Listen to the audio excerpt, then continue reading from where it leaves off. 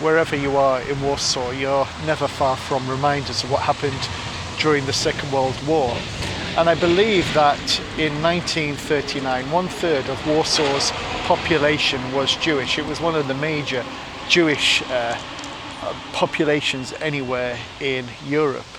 And yet, tragically, that population was decimated by the war. But I'm just standing, again, I'm not far from the city centre, but in just a very ordinary looking location. And I would have walked past it had I not seen a tour group standing close to here, because I'm actually standing in what was the Warsaw Ghetto. If I just show you on the ground here, this line marks the line of the ghetto. In fact, it says there, Warsaw Ghetto 1943. And there is a plaque here commemorating the ghetto, which was cut off from the rest of the city on the 16th of November 1940. There were 300,000 Jewish people from Warsaw, plus 90,000 Jews from elsewhere in Poland that were put into this tiny area. It was the equivalent of 759 acres, but was reduced. And of course, one of the great events of the Second World War was the Warsaw Uprising, when the people in the ghetto rose up against the Nazis and violently fought for their freedom, and many lost their lives, and the ghetto was subsequently destroyed. But today, as I say, not much to show for it apart from this memorial here and this line in the ground that shows you where the ghetto walls once stood. So today, this is a very typical scene that you find in many towns and cities in Poland. Fairly typical blocks of flats that many people live in, but this was the ghetto, and of course nothing of the ghetto remains because it was liquidated by the Germans, completely destroyed. One of the films that tells the story of the ghetto very powerfully is The Pianist, which, if you haven't seen, I do recommend it. It's a very powerful film about life in the ghetto. Certainly something I need to go and re-watch when I go home. There are a number of walking tours you can do of Warsaw. In fact, I'm doing one this afternoon, and I'm doing one of the Old Town. Now, these are free walking tours. I say they're free. What that means is that you don't have to pay up front, but you are obviously expected to tip the guide, and typically anything from 15 to 20 euros is the recommended tipping amount. But there are different tours that you can do. You can book them online, so I'm doing the Old Town this evening, but you can do a ghetto tour and the history of the Jewish community here in Warsaw. You can do a tour of Warsaw, Warsaw in the Second World War, get my towns mixed up. Warsaw in the West Midlands is very different to Warsaw in Poland. I did live in Warsaw, that's why I'm tripping over my words, but you can do a tour of that, and these tours are typically 2.5 hours long. I actually caught the tail end of one in the town centre, city centre. It sounded really interesting, so I do recommend it. If you come to Poland, go on one of these walking tours, find out more about the history of the place. And certainly what I want to do whilst I'm here in Warsaw for a bit longer than normal is I want to find out a bit more about the Jewish history of this place, visit, if I can, the Jewish cemetery, a very large Jewish cemetery, and also a Jewish museum here, which I believe is recently was voted one of the best museums in Europe. So again, well worth going to learn more about the Jewish history of this city. So this plaque here, just on an ordinary street here in Warsaw, just a bit away from the city centre, commemorates an event that took place on the 11th of December 1943, when the Germans killed 30 people in a street execution firing squad. And according to the plaque here, they were just randomly taken from the streets and executed, just to instill that sense of fear in the local population. I suspect it did what it was intended. There's another plaque just literally feet away from the other one, just up there, commemorating a similar event, but this one took place in October 1943. Again, 30 people executed by firing squad. So I'm on my way now to try and find what I think is a fragment of the ghetto wall.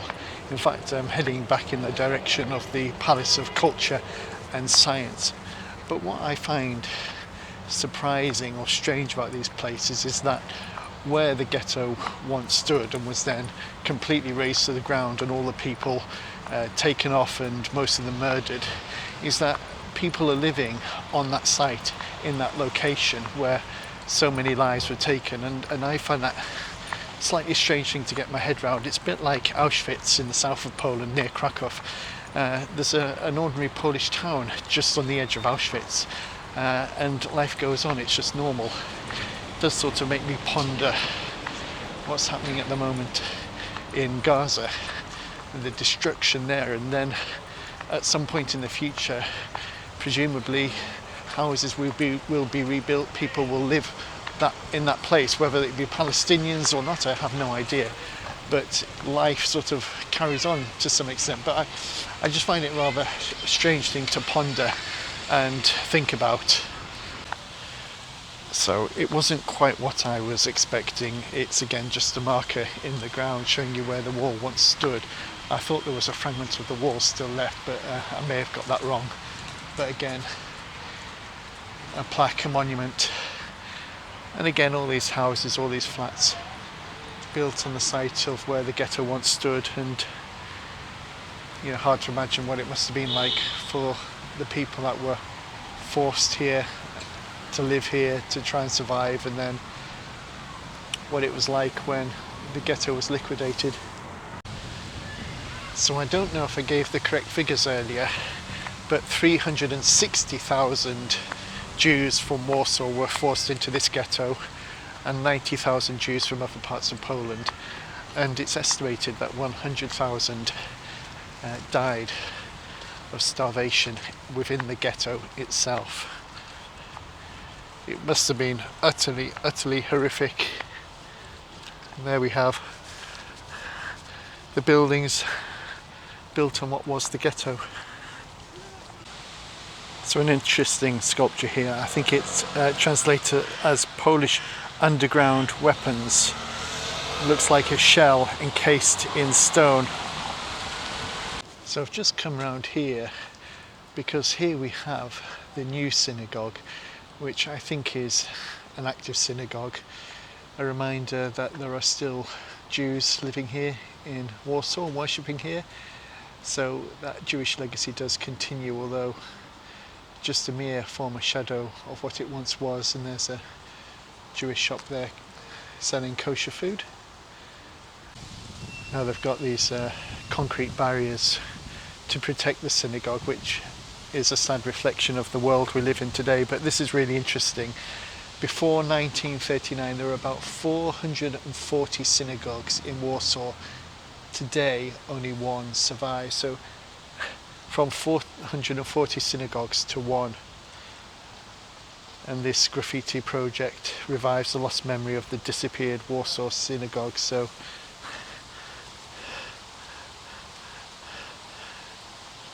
reminders of the synagogues that used to be here in Warsaw.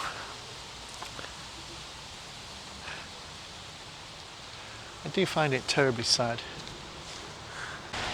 So good morning, it's day 2 in Warsaw, and I've actually decided to extend my stay in the city by one night. So I was going to spend 2 nights here, and now spending 3 nights here because I realise there's just so much to see and do.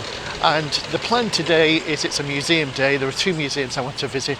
The first one is the Warsaw Uprising Museum, and then this afternoon I want to visit the Museum of Jewish Life here in Warsaw.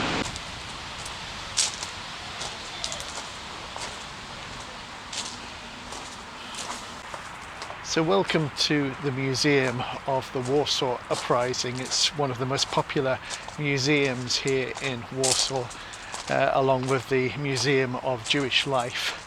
I think the museum is closed on Tuesday, so do check the days that it's open if you're planning to visit. It's well worth a visit, It tells you the story of the Warsaw Uprising and lots of videos, lots of things to look at. I spent 3 hours here, so you need to give a good half day really to do this museum justice.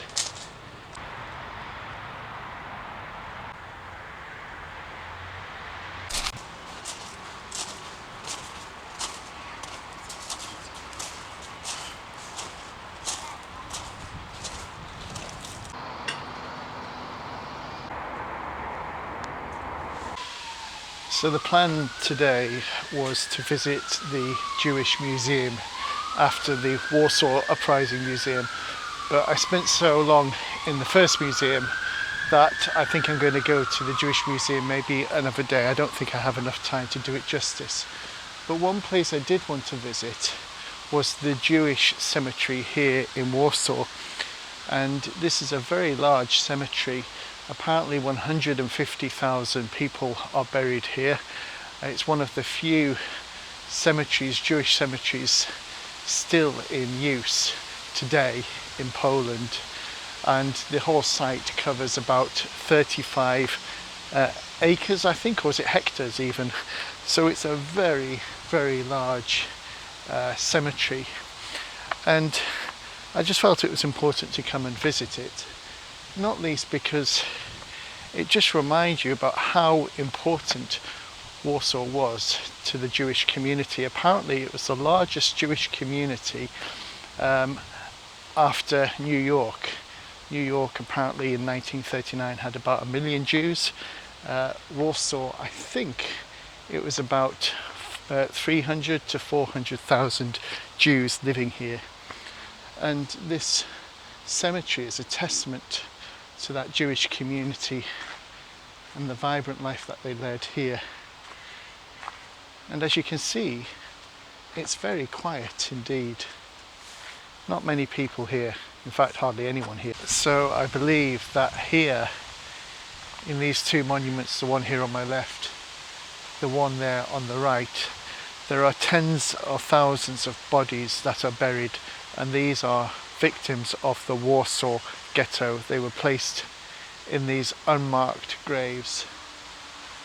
Very somber, sobering location to visit. I think it's somewhere everyone visiting Warsaw should try and come to if they have the time. There are information boards in the cemetery, and it says here are buried in common graves thousands of martyrs of the Warsaw Ghetto. May their souls be bound in the bond of life. And there is here the song of the murdered Jewish people, composed in October 1943. How can I sing? My world is laid waste. How can I play with winged hands? Where are my dead, O God? I seek them in every dunghill, in every heap of ashes. Oh, tell me where you are. Scream from every sand dune, from under every stone. Scream from the dust and the fire and the smoke. It is your blood, your sap, the marrow of your bones. It is your flesh and blood. Scream, scream aloud. Scream from the beast's entrails in the wood, from the fish in the river that devoured you. Scream from furnaces. Scream, young and old. I want to shriek, an outcry, a sound. I want a sound from you. Oh, scream, oh murdered Jewish people. Scream, scream aloud. What I find surprising about this cemetery is that it survived the war, considering how the Nazis tried to destroy every trace of Jewish life in the city, destroyed all the synagogues, murdered most of the Jewish population, not just of this city but throughout Europe, the regions that they controlled. Somehow this cemetery survived, and you can tell walking around, like this grave behind me says 1891. So somehow this cemetery, with its tens of thousands of gravestones, survived the war. And it does feel by rights that this place should be really busy. There should be lots of visitors, but literally I've seen 1 or 2 people only. It costs me 20 zloty to enter, which is just over £4. But again, I think to understand the history of this city and what happened to this city, visiting somewhere like this is really important.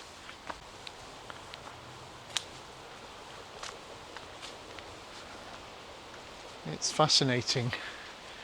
They've just let the forest grow amongst the tombstones. Some graves in this cemetery are in good condition. Some, like this, are in a very poor condition indeed. But all these graves represent someone's husband, father, brother, uncle, mother, grandmother, sister. And you just think about the lives that these people would have led, the role they had in the community, businesses, schools, all those things. It's very sobering.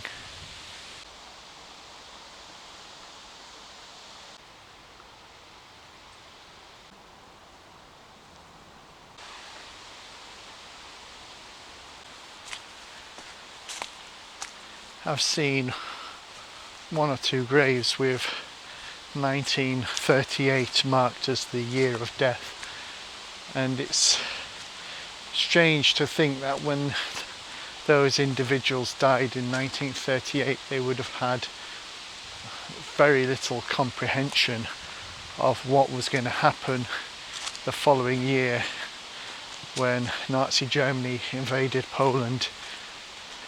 They couldn't have comprehended the events of the Holocaust. You might argue that they were the lucky ones who died before the horrors began.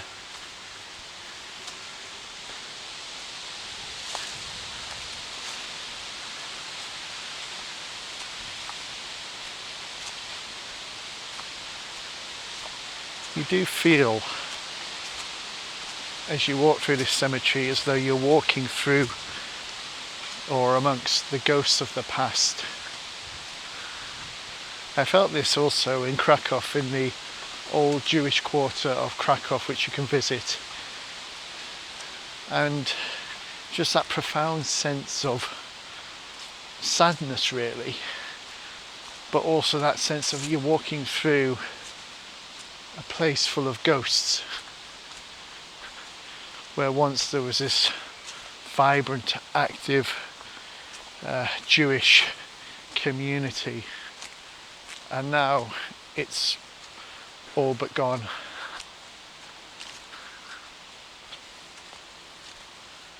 Just see the sheer number of tombstones, the sheer number of lives, of families represented here.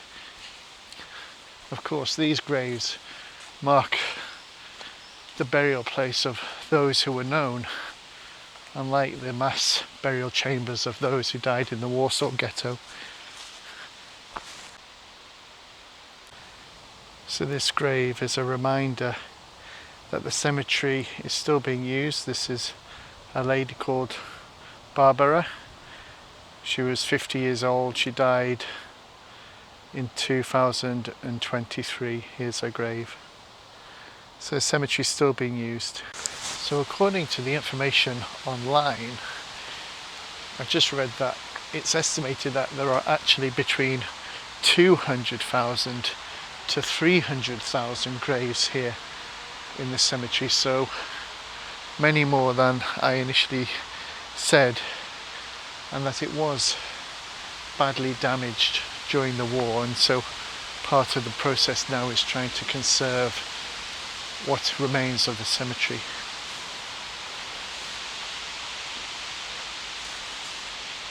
Dzień dobry.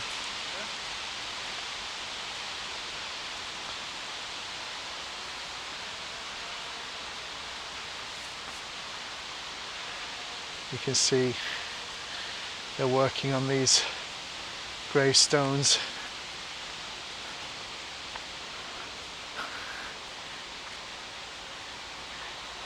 It's a mammoth task.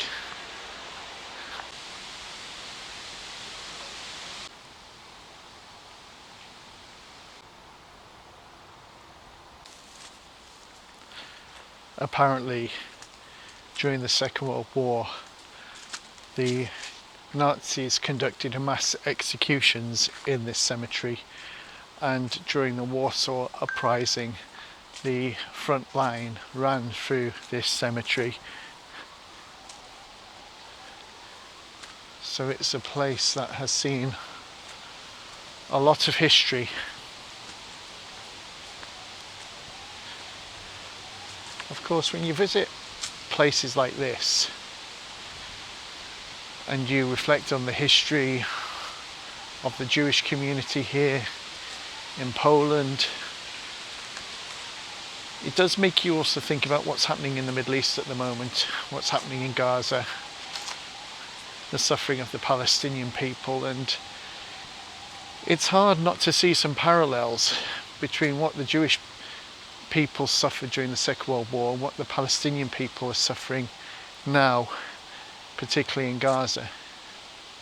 And I know some might say it's a very different situation, but when you read the stories, you look at the images, see what happened here, you do see connections, you do see parallels. And apparently about 45% of Israel's population today are Ashkenazi Jews. I hope I pronounced that correctly.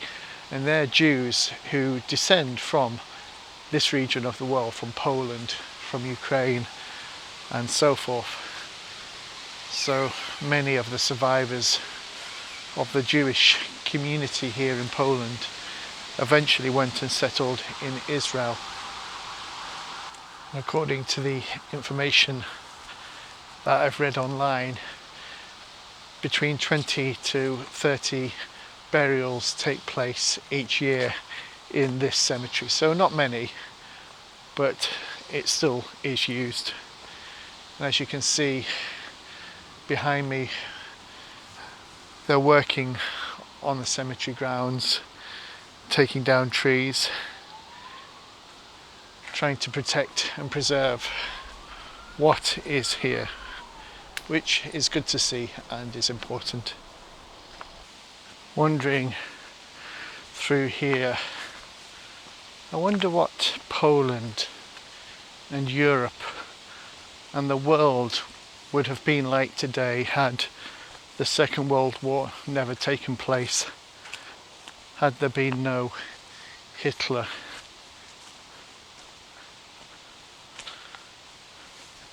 What would Warsaw be like today?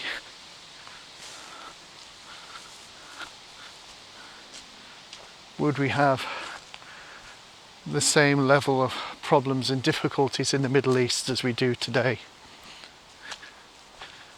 So much of it stems from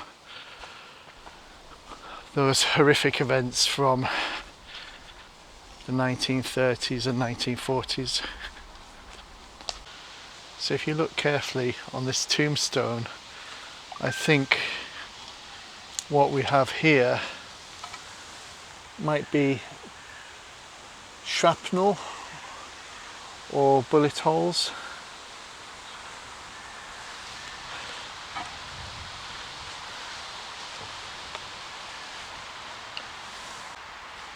In fact, the more closely you look, the more you see. So this grave here dates from 1932, but again, lots of marks here. I may be wrong, but I would put money on that being damage as a result of fighting during the war, whether it's, as I say, shrapnel or bullet holes, maybe possibly shrapnel by the looks of it.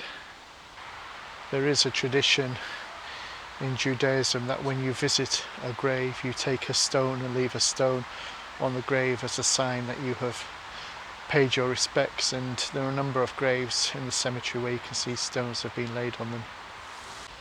Again, we have another gravestone which seems to have damage on it, just across from the other ones I was looking at over there.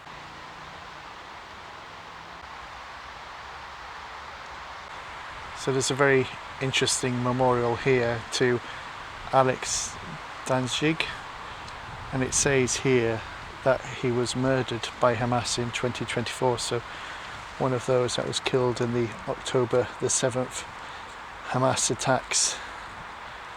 And you can see a lot of stones have been placed on his grave.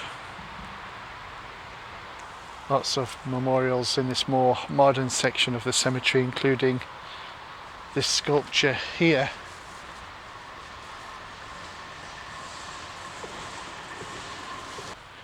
So it might just be worth telling you a little bit about who this person is. So his name is Janusz Korczak. Again, apologies for my pronunciation of his name, but he was a Polish Jewish paediatrician, educator, children's author, and he also was a children's advocate, and he ran a children's home, and he was murdered in 1942 at the Treblinka concentration camp. But let me just read to you this story and why he's seen leading the children, holding on to the children.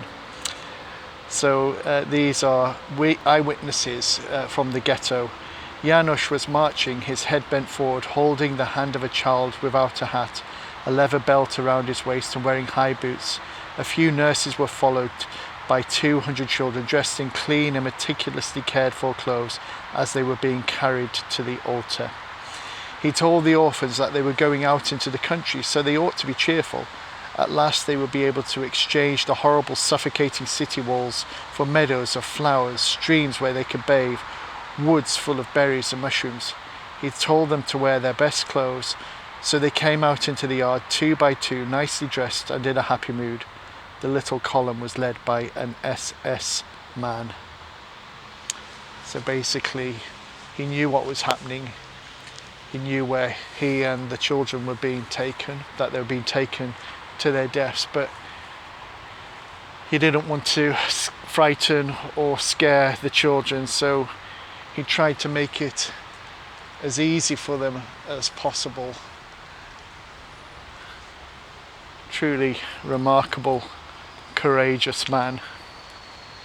One of so many countless stories of bravery and courage in such dark, evil times.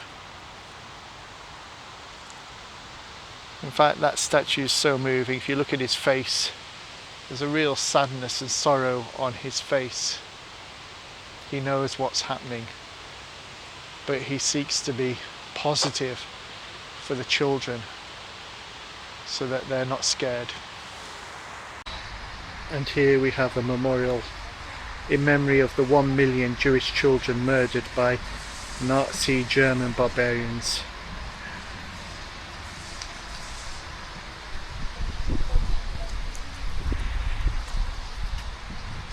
Pictures of smiling faces, young children with their lives ahead of them, brutally taken and killed, and people have left soft toys as well.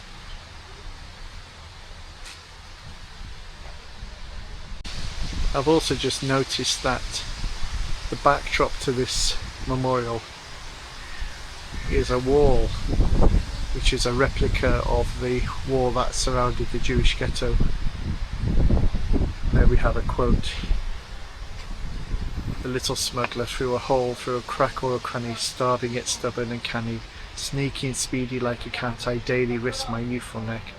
And if fate will turn against me in that game of life and bread, do not weep for me, mother, do not cry. Are we not all marked to die? Only one worry besets me, living in agony, so nearly dead. Who'll care for you for tomorrow? Who'll bring you, dear mum, a slice of bread. So as you probably can tell from my commentary, I think this cemetery is a really fascinating place to visit. So if you are spending any length of time in Warsaw, try and include it in your itinerary. I think to really understand the city and the history of the city, you really need to come to somewhere like this. So yeah, definitely recommend coming to the cemetery, and for the entry fee of 20 zloty, I mean, it's just such good value for money. So yeah, make the effort to come. So I'm now at the memorial to the martyrdom of Jews and Poles, and in the autumn of 1988, construction work was taking place on this site when they uncovered a shallow grave, and further investigation revealed that these were victims of the Warsaw Ghetto murdered by the Nazis, including members of an old people's home from the ghetto who were killed here on the site in July 1942, one of the many massacres to take place. So the building project came to an end. The remains were respectfully reburied in a Jewish ceremony and laid properly to rest here on this site. And today this is a memorial to the Jews and the Poles that were murdered here at this site. So this morning I'm heading to the Jewish Museum. It's one of the top museums here in the city. It also won an award in 2016 as being one of the top museums in Europe. So it's one of those museums that if you're spending some time in Warsaw, it's worth checking out. But I did discover last night that apparently it's free entry on a Thursday. Now today's Wednesday, I'm leaving this afternoon, so I can't make use of the free entry, but if you are visiting Warsaw and you've got various museums you want to visit, do check out what dates they are free, because most museums seem to have at least one day in the week where they are free to enter. So just outside the POLIN Jewish Museum, you have this memorial to the ghetto heroes, and this museum is actually built in what was the centre, the very heart of the Warsaw Ghetto.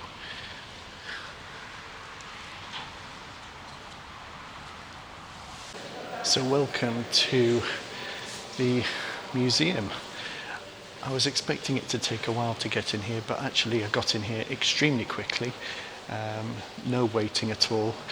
There is a security check as you come in. They scan your bag, a bit like you do at an airport, but again that was really quick. I suppose because of the nature of this museum, they've got to take security a bit more seriously than they do in other museums.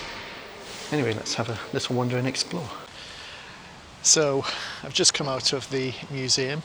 I highly recommend it. I think of the museums I've seen in Warsaw the last few days, this is probably the one I found the most interesting and moving. It tells the story of the Jewish community in Poland going back over 1,000 years. It talks about how the Jews came to be in Poland, the challenges that they faced, how they've influenced the culture here in Poland. Obviously it talks about the war and the Holocaust, but it also talks about what happened following the end of the war. Those Jews who survived, the decisions they faced about do they stay in Poland, do they emigrate to other countries. It also talks about some of the hostilities Jews faced after the war, a number of pogroms that took place in 1946 and 47, resulting in the murder of a number of Jews in various places in Poland. And it also talks about Jews in Poland today, contemporary Jews, people who are Polish and Jewish. So I really do recommend you putting this museum on your itinerary of places to visit. I would also say if you want to do the museum justice, you really need to give yourself 3 to 4 hours at least. I've been in there 4 hours. There's still more stuff I would have liked to have looked at in the temporary exhibit, but I have to go now and catch a train. So yeah, highly recommended.